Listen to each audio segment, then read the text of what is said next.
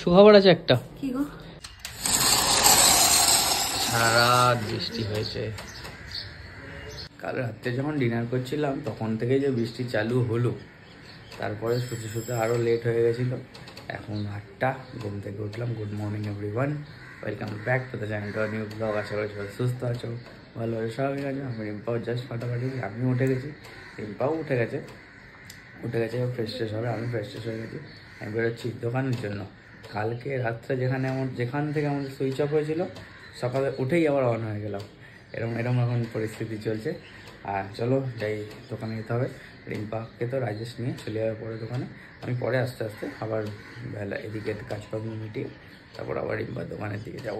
এখন 12টা 20, একবার বাড়ি এলাম, হঠাৎ রিম্পা ফোন করে বললো রিম্পার চোখে কি হয়েছে, তাই জন্য বেরোনোর চান্স পাচ্ছিলাম না। সে 11:30টায় ফোন করে, যখন 12টা 20 একবার এসেছি। এই দেখো সাইডটা কি হয়েছে কে জানে, বুঝতে পারছো? হ্যাঁ বোঝা যাচ্ছে। হ্যাঁ ফুলে গেছে। হ্যাঁ কি হলো? সকালবেলা কি চুলকাচ্ছিল, আমি চুলকালাম, তারপর এরকম হয়ে গেল। ব্যাস পাগলা চুলকেলে হয়ে গেছে। এসছি, আবার রাজেশ আসছে, রাজেশ রিম্পাকে নিয়ে বেরোবে, আর আমি আবার চলে যাচ্ছি দোকানে। কি যে যাচ্ছে ভগবানই জানে। যাই হোক, চলো এবার বেরোতে হবে, দোকানে চাপ রয়েছে। বেরিয়ে পড়েছি দোকান যাওয়ার জন্য। আর ওয়েদারে এখনো ফোটা ফোটা বৃষ্টি পড়ে যাচ্ছে। সকাল থেকে তো মুষলধারে বৃষ্টি হচ্ছিল, ভাবছিলাম দোকানে যাবো কি করে। আবার এই যাচ্ছে একটু বৃষ্টিটা কমে, আমি আর রাজেশ বেরিয়ে গেছি। ওয়েদারটা জাস্ট দেখো, চরম ওয়েদার, পুরো মেঘলা, ফোটা গায়ে বৃষ্টি পড়ছে। বাবা আমরা ঢুকে যাই, তারপর আবার জোরে নামুক। বাইরে তো বৃষ্টি পড়েই চলেছে, বৃষ্টি আর কমছে না। তাই আজকে আমি বুঝতে পারছি ব্যবসা একটু হালকাই যাবে। প্রচুর কুরিয়ার পেন্ডিং রয়েছে আজকে, মানে অনেকগুলো চ্যাট পেন্ডিং। তাই জন্য মানে কুরিয়ার নিয়ে বসবো, যে কুরিয়ার দিয়ে কাজ সারতে হবে। একজন দুজনের আসার কথা আছে, কারণ আমাদের যা সেগমেন্ট জামা কাপড়, বৃষ্টিতে কেউ রিস্ক নেয় না, কারণ 1 ফোঁটা মালে জল পড়া মানেই মাল ড্যামেজ। ওই কারণে বৃষ্টির দিনে কেউ আসবে না, এটা একদম গ্যারেন্টি। ওই জন্য দেখুন আমার কুরিয়ারের মালও আজকে তুলতে আসেনি কুরিয়ার থেকে, বৃষ্টির জন্য। যাই হোক, আর চোখের এটা না খুব ব্যথা করছে, আর মানে খুব অস্বস্তি হচ্ছে। তাই শুক্লার চেনা জানা আছে চোখের একটা জায়গা, সেখানেও ফোন করলো, লেক টাউনের ওখানে ফোন করলো।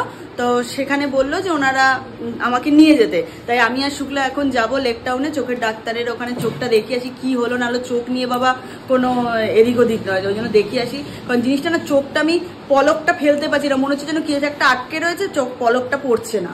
ওই জন্য একবার দেখে আসি, লেক টাউনে যাবো। উবের বুক করেছি। উবের এখন কতক্ষণ দেখাচ্ছে শুনলা? 9 মিনিট। এই যে উবের বুক করা হয়ে গেছে, আর 9 মিনিট দেখাচ্ছে। উবের এলে গিয়ে দেখিয়ে আসি। আর এদিকে আজকে আমরা লাইট জ্বালাইনি, লাইটটা বন্ধ করে রেখেছি। ওই মালগুলো আমরা এসে ভাঁজ করব, কালকের মাল খোলা আছে।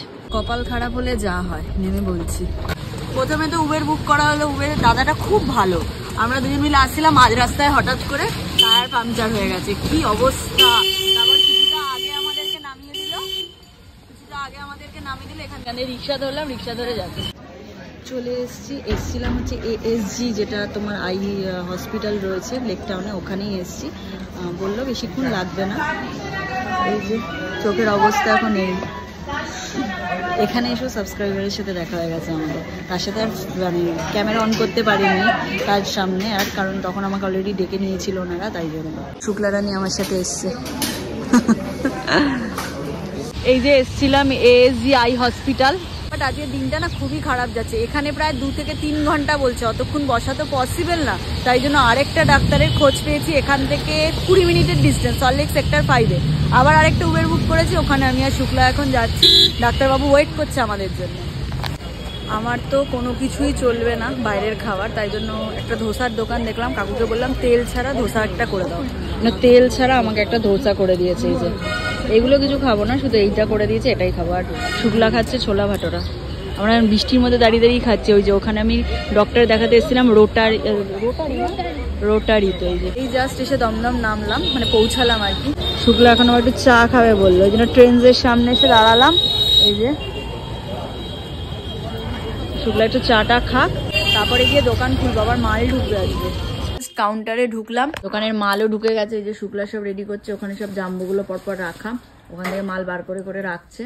র্যাকে তুলতে হবে মাল এখন। এই যে র্যাক খালি হয়ে গেছে, বলে গোছাচ্ছে শুক্লা মাল। এই যে এত ডিজাইন ঢুকেছে, 37টা ডিজাইন ঢুকেছে আজকে, আবার বড় আইটেমের। হ্যাঁ এটা ঈদ স্পেশাল ঢুকেছে। আমার প্যাকিং চলছে আজকে আবার। এই জাস্ট বেরোলাম দোকান থেকে, আর বাইরে রীতিমতো ঠান্ডা হাওয়া দিচ্ছে। দুদিন গরমে একদম চ্যাপচ্যাপে অবস্থা, আজকে ঠান্ডা হাওয়া, প্রচুর ঠান্ডা। ভাই আমি তো অবাক হয়ে গেছি।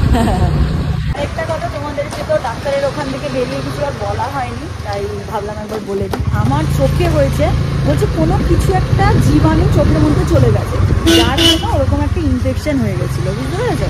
এখন অনেকটা ঠিক আছে, ড্রপ ফপ দিয়েছে, 3 রকমের ড্রপ দিয়েছে, আশা করি ঠিক হয়ে যাবে। ডাক্তারবাবু এখন চেক করে বললো অনেকটা বেটার আছে, তাই জন্য নিশ্চিন্ত।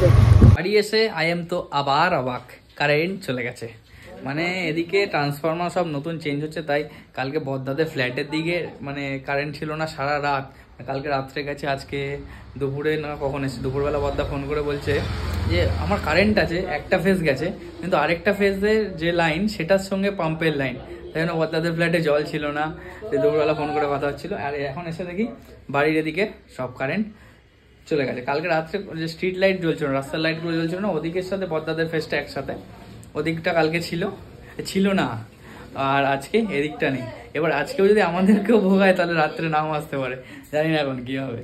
নিলাম এদিকে রুটি নিলাম আর দুধ নিলাম। বাবার বাজে 11টা, আমি বাড়ি ঢুকলাম তখন 10:30 বাজে। বাড়িতে কারেন্ট ছিল, মানে শ্বশুর বাড়িতে কারেন্ট ছিল না বলে আমি মায়ের বাড়ি চলে গেছিলাম। মায়ের বাড়িতে গেলাম, তারপর একটুখানি দাদার দোকানে মায়ের সাথে আর আমি আর দাদা 3 জন মিলে একটু আড্ডা ফাড্ডা মারলাম।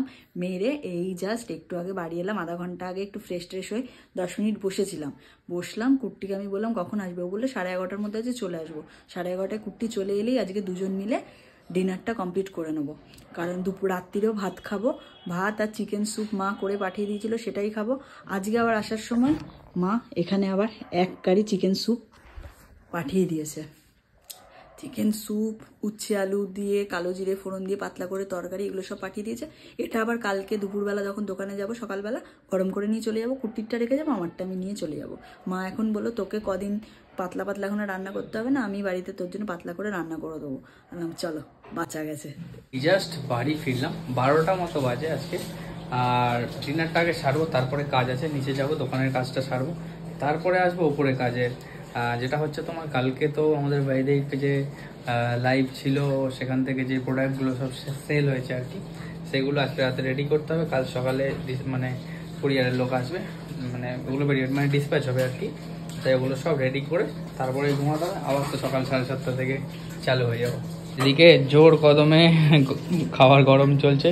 কি গো, তুমি তো ধুতেই হাঁপিয়ে যাচ্ছ। তুমি তো একটা কাজের লোক রাখছো না, কি করবো? খুঁজে পাচ্ছি না, কি করবো? কেউ যদি বাসন মাজা ঘর মোছার কাজ করে দেখো না।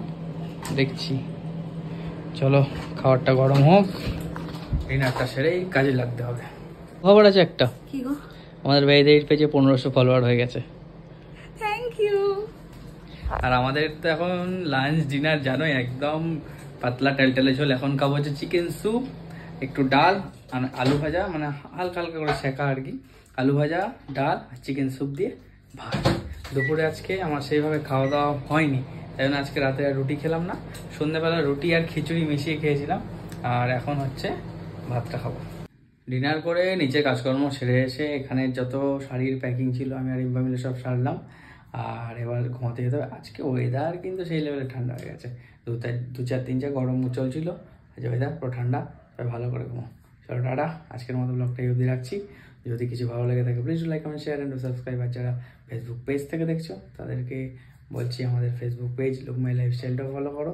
আর যারা কম দামে ভালো ভালো শাড়ি পেতে যাও তারা এই পেজটাকেও ফলো করো। ওখানে সপ্তাহে একটা দুটো আমরা অনলাইন লাইভ করে থাকছি। আর একটু চাপ কমলে তখন বেশি করে হবে, সপ্তাহে 2-3টে করে করার আমরা চেষ্টা করব। চলো টাটা, গুড নাইট, ভালো থেকো সবাই, সুস্থ থেকো সবাই।